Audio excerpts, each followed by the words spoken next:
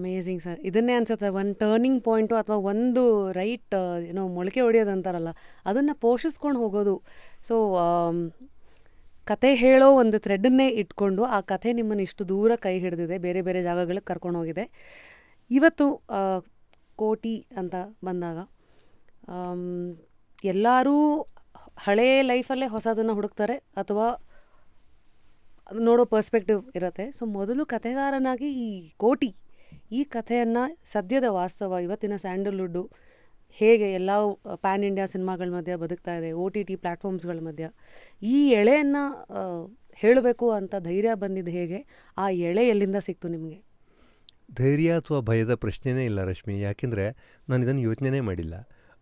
ನಾನು ಮಾಡಿದ್ದು ಒಂದೇ ಯೋಚನೆ, ನನಗೊಂದು ಕತೆ ಬಂದಿದೆ, ನಾನು ಸಿನಿಮಾ ಮಾಡಬೇಕು. ನಾನು ಥಿಯೇಟ್ರ್ಗಳು ಮುಚ್ಚೋಗ್ತಾ ಇರೋದ್ರ ಬಗ್ಗೆ ಯೋಚನೆ ಮಾಡಲಿಲ್ಲ, ಮಾರ್ಕೆಟ್ ಏನಾಗುತ್ತೆ ಅಂತ ಯೋಚನೆ ಮಾಡಲಿಲ್ಲ. ದೊಡ್ಡ ದೊಡ್ಡ ಸಿನಿಮಾಗಳು ನನ್ನನ್ನು ಭಯ ಹುಟ್ಟಿಸಿವೆ. ಅಂದರೆ ನಾನು ಫಾರ್ ಎಕ್ಸಾಂಪಲ್ ನಾನು KGF 1 ಮತ್ತು 2 ಎರಡನ್ನೂ ನೋಡಿ ನನಗೆ ವಿಸ್ಮಯ ಆಗಿದೆ.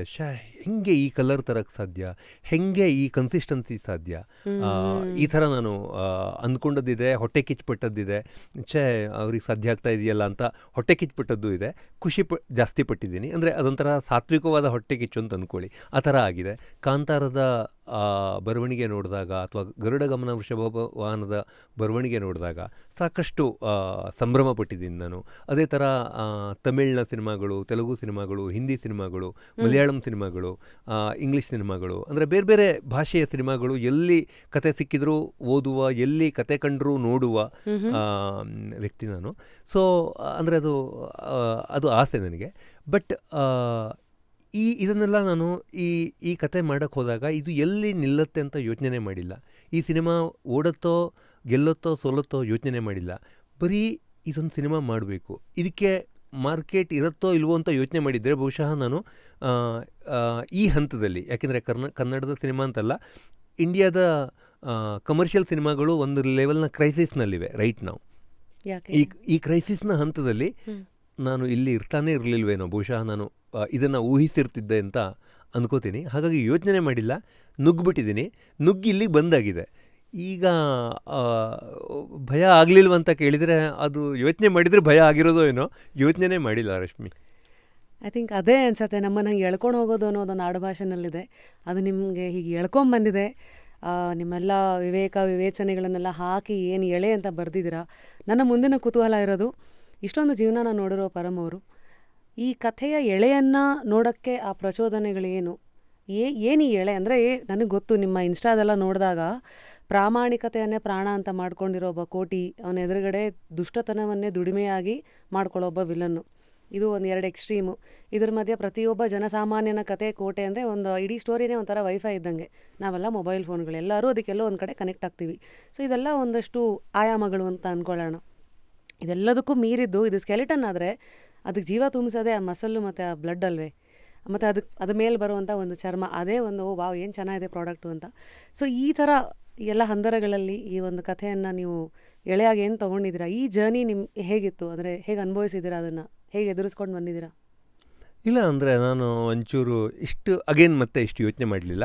ಒಂದು ಕತೆ ಅಂತ ಯೋಚನೆ ಮಾಡುವಾಗ ಯೂಶ್ವಲಿ ಪ್ರತಿಯೊಬ್ಬ ಕತೆಗಾರನು, ಅಂದರೆ ಅದು ಎಲ್ಲ ಬರಹಗಾರರು ಇದನ್ನು ಗೊತ್ತಿದ್ದೋ ಗೊತ್ತಿಲ್ಲದೆಯೋ ಮಾಡ್ತಾ ಇರ್ತಾರೆ. ನಾನು ಬಹುಶಃ ಗೊತ್ತಿಲ್ಲದೆ ಮಾಡಿದೆ ಅಂತ ಅನ್ಸುತ್ತೆ. ಅಂದರೆ ಒಂದು ಬದಲಾವಣೆ, ಒಂದು ಒಬ್ಬ ವ್ಯಕ್ತಿ ಹಿಂಗಿದ್ದ, ಅವನ ಜೀವನ ಹಿಂಗಿತ್ತು, ಹಿಂಗೊಂದು ವಿಷಯ ಆಯಿತು, ಇದು ಆದಮೇಲೆ ಅವನು ಇದನ್ನೆಲ್ಲ ಅನುಭವಿಸ್ಬೇಕಾಯಿತು, ಮತ್ತು ಕೊನೆಯಲ್ಲಿ ಅವನು ಹಿಂಗಾದ, ಅಂದರೆ ಹಿಂಗಿದ್ದವನು ಹಿಂಗಾದ ಅಂದಾಗ ಅದು ಕತೆ ಆಗತ್ತೆ ಅಂತ ನಾನು ನಂಬೋದು.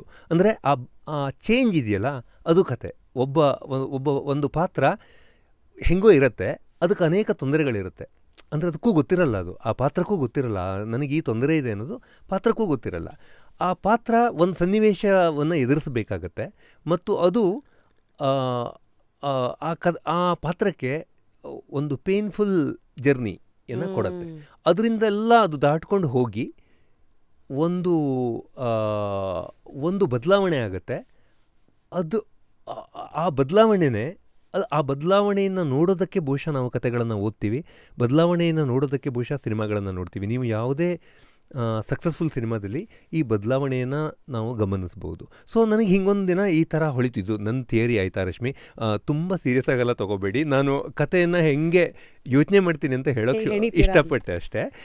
ಇದು ಸೊ ಒಂದು ಪಾತ್ರ ಹಿಡ್ಕೊಳ್ಳೋಣ, ಅದ್ರ ಮೇಲೆ ಕತೆ ಶುರು ಮಾಡೋಣ ಅಂತ ತಲೆಗೆ ಬಂತು. ಪಾತ್ರ ಯಾವುದು, ನನಗೇನು ಅನಿಸಿದೆಯೋ ಅದನ್ನು ಬರೀಬೇಕು, ಯಾವ ಪಾತ್ರವನ್ನು ಇಟ್ಕೊಳ್ಳೋಣ ಅಂತ ಯೋಚನೆ ಮಾಡ್ತಾಯಿದ್ದೆ. ಹುಡುಕಿದೆ ನಾನು, ನನ್ನ ಸುತ್ತ ಇರುವವರಲ್ಲಿ ಯಾರಾದರೂ ಸಿಗ್ತಾರಾ, ನನಗೆ ನನ್ನ ಕಥಾನಾಯಕ ಆಗೋದಕ್ಕೆ ಯಾರಾದರೂ ಸಿಗ್ತಾರಾ ಅಂತ. ಯಾಕೆಂದರೆ ಒಂದು ಬದಲಾವಣೆ ಆಗಬೇಕು ಅಂದರೆ ಬದಲಾವಣೆ ಆಗುವಂಥದ್ದೇನೋ ಆ ಪಾತ್ರದಲ್ಲಿರಬೇಕು. ಬದಲಾವಣೆ ಆಗುವಂಥದ್ದೇನು, ಆ್ಯಕ್ಚುಲಿ ಏನೋ ಒಂದು ತಪ್ಪಿದ್ರೆ, ಒಂದು ವ್ಯಕ್ತಿತ್ವದಲ್ಲಿ ಏನಾದರೂ ಒಂದು ತಪ್ಪಿದ್ರೆ ಅದು ಬದಲಾಗಬೇಕು ಅನ್ನೋದು ಒಂದು ಮುಖ್ಯ ವಿಷಯ ಆಗುತ್ತೆ. ಸೊ ಒಂದು ತಪ್ಪು ಹುಡ್ಕೋಣ ಅಂತ ಹೊರಟೆ. ಬಟ್ ನನಗೆ ಅದು ಅಷ್ಟು ಸುಲಭವಾಗಿ ಸಿಗಲಿಲ್ಲ. ಮತ್ತು ಯಾವ ಪಾತ್ರ ಯಾರನ್ನ ಇಟ್ಕೊಂಡ್ರೆ ಚೆನ್ನಾಗಿರುತ್ತೆ ಅಂತ ಯೋಚನೆ ಮಾಡುವಾಗ ನನಗೆ ಯಾರು ಚೆನ್ನಾಗಿ ಗೊತ್ತಿದ್ದಾರೆ ಅಂತ ಯೋಚನೆ ಮಾಡಿದೆ. ಆವಾಗ ಯಾರೂ ಗೊತ್ತಿಲ್ಲ ನನಗೆ ಸರಿಯಾಗಿ ಅಂತ ಅನ್ಸೋಕ್ಕೆ ಶುರುವಾಯಿತು. ಬಟ್ ಒಂದು ಮನುಷ್ಯ ಗೊತ್ತಿದ್ದಾನೆ ನನಗೆ, ಸ್ವಲ್ಪ ಅರ್ಥ ಆಗಿದ್ದಾನೆ ಅಂತ. ಅದು ಆ ಪಾತ್ರಕ್ಕೆ, ಹಾಗಾಗಿ ಅದು ಬಹುಶಃ ನನಗೆ ಗೊತ್ತಿರುವ ಸ್ವಲ್ಪ ಅತಿ ಹೆಚ್ಚು ಗೊತ್ತಿದ್ದರೆ ಅದು ನನ್ನ ಬಗ್ಗೆ ನನಗೆ ಗೊತ್ತಿದೆ. ಸೊ ನಾನು ಈ ಪಾತ್ರದ ನನ್ನ ಫ್ಲಾ ಏನು ಅಂತ ಹುಡ್ಕೊಂಡು ಹೋದೆ. ಸೊ ಒಂದು ಫ್ಲಾ ಸಿಕ್ತು. ಸೊ ಅದು ಗೊತ್ತೇ ಇರಲಿಲ್ಲ ನನಗೆ. ಒಂದು ಪರ್ಫೆಕ್ಟ್ ಆಗಿರಬೇಕು ಎಲ್ಲವೂ ಅನ್ನೋದು, ಅಂದರೆ ಒಂದು ಪರ್ಫೆಕ್ಷನ್ ಅನ್ನೋದು ಒಂದು ಹುಚ್ಚು. ಅದು ಪರ್ಫೆಕ್ಷನ್ ಅನ್ನೋದು ನನಗೊಂದು ಗೌರವ ಅಂತ ಅಂದ್ಕೊಂಡ್ಬಿಟ್ಟಿದ್ದೆ. ನಾನೊಬ್ಬ ಪರ್ಫೆಕ್ಷನಿಸ್ಟ್ ಅನ್ನೋದು ಒಂದು ಗೌರವ ಅಂತ ಅಂದ್ಕೊಂಡ್ಬಿಟ್ಟಿದ್ದೆ. ಬಟ್ ಒಂದು ಪರ್ಫೆಕ್ಷನಿಸಮನ್ನು ನೀವು ಆಸೆ ಪಟ್ಟಾಗ ಅನೇಕ ತೊಂದರೆಗಳಾಗತ್ತೆ ಅನ್ನೋದು ನನಗೆ ಹೊಳೀತು. ಅಂದರೆ ನನ್ನ ಸುತ್ತಲೂ ಇದ್ದವರ ಲೈಫನ್ನು ಮಿಸರೇಬಲ್ ಮಾಡಿ ಇಟ್ಟಿದ್ದೀನಿ ನನ್ನ ಈ ಪರ್ಫೆಕ್ಟ್ ಆಗಿರಬೇಕು ಅನ್ನೋ ಹುಚ್ಚಿನಿಂದ. ನನ್ನ ಜೊತೆ ಕೆಲಸ ಮಾಡಿದವರೆಲ್ಲ ಯಾತನೆ ಅನುಭವಿಸಿದ್ದಾರೆ, ನನ್ನ ಜೊತೆ ಬದುಕಿದವರೆಲ್ಲ ಯಾತನೆ ಅನುಭವಿಸಿದ್ದಾರೆ. ಯಾಕೆಂದರೆ ಎಲ್ಲವೂ ಪರ್ಫೆಕ್ಟ್ ಆಗಿರಬೇಕು ಅನ್ನೋವನಿಗೆ ಎಲ್ಲದರಲ್ಲೂ ತಪ್ಪೇ ಕಾಣಿಸ್ತಾ ಇರುತ್ತೆ. ಸೊ ಆ್ಯಂಡ್ ಇನ್ನೊಂದೇನಾಗುತ್ತೆ ಅಂದರೆ ಪರ್ಫೆಕ್ಷನ್ ಅನ್ನೋದು, ಈ ಗುಣ ಬರೋದಕ್ಕೊಂದು ಸೈಕಾಲಜಿಕಲ್ ಆದ ರೀಸನ್ ಇದೆ. ಅದು ನಮ್ಮ ಚೈಲ್ಡ್ಹುಡ್ಡಿಗೆ ಸಂಬಂಧಪಟ್ಟಿದ್ದು. ಸೊ ನಾನು ಅದನ್ನು ಹುಡ್ಕೊಂಡು ಹೋದೆ. ಆ್ಯಂಡ್ ಇದು ಗೊತ್ತೇ ಇರಲಿಲ್ಲ ನನಗೆ.